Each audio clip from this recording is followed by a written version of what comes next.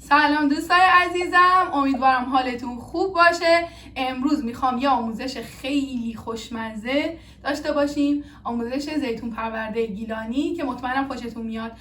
زیتون پرورده کنار غذای گیلانی خیلی میچسبه، مخلفاتیه که ما اکثرا کنار کباب ازش استفاده میکنیم و همینجوری هم کنار غذا هستش.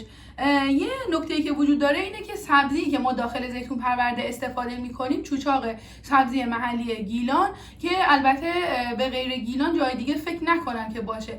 در غیر این صورت شما میتونید یا حالا بیاین گیلان یه مسافرتی داشته باشید و این سبزی رو خرید کنید و با خودتون ببرید چون داخل فریزر میتونید نگهداری کنید، یا اینکه به جاش از نعنا و گشنیز استفاده کنید، ولی خب اون طعم اصیل گیلانی رو نداره.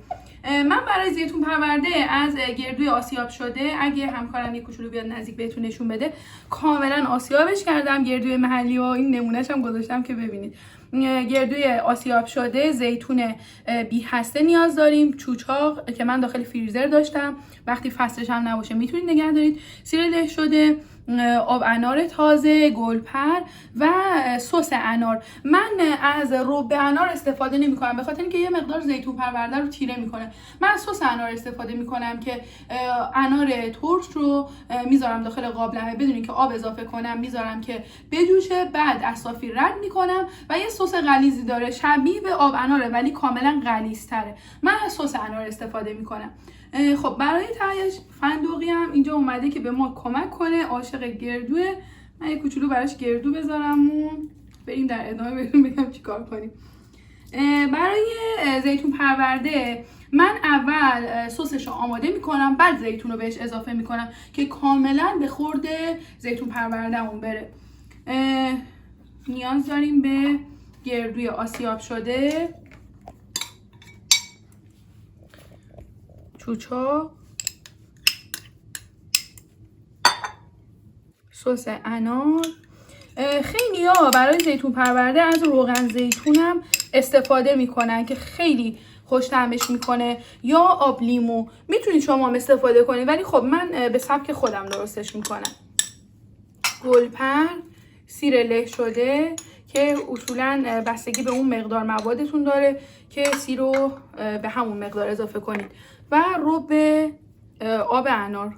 حواسم رفت به فندقی، غذاش گردوش افتاده پایین داره میخوره. من این مواد رو کاملا مخلوطش میکنم و بعد زیتون بی هسته رو بهش اضافه میکنم.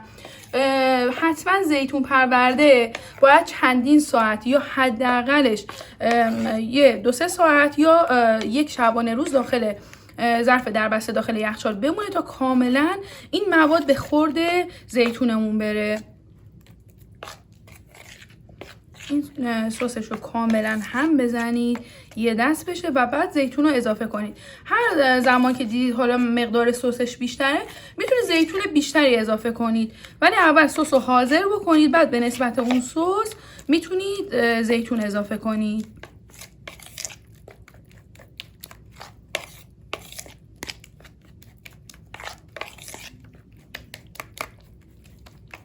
مواد رو کاملا بعد اینکه کاملا سسش رو هم زدیم و یک دست شد، زیتون بی هسته رو اضافه میکنیم. دوستان عزیزم به من لطفاً برام کامنت بذارید، بگید که تو شهر شما زیتون پرورده رو با چه سبزیایی درست میکنن که هم منم اگر تو دسترس نبود این سبزی بدونم که چه چیزایی شما استفاده میکنین و چه طعمی میگیره. دوست دارم که از نظراتتون استفاده کنم. این زیتون رو میذاریم داخل یخچال یه چند ساعتی بمونه و بعد میتونید نوش جان کنید. امیدوارم این آموزش رو دوست داشته باشی. من یه کوچولو براتون اینجا میریزم، همکارم از نزدیک بیاد نشون بده بهتون. به به، کنار غذای محلی خیلی میچسبه. شما زیتون رو کنار چه غذایی مصرف میکنید؟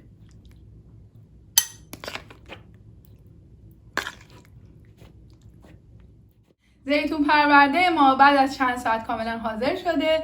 میتونید درستش کنید، نوش جان کنید. اگر این آموزش رو دوست داشتید یادتون نره لایک کنید، سابسکرایب کنید و کامنت بذارید. امیدوارم که دوستش داشته باشین. دوباره داره نگاه میکنه.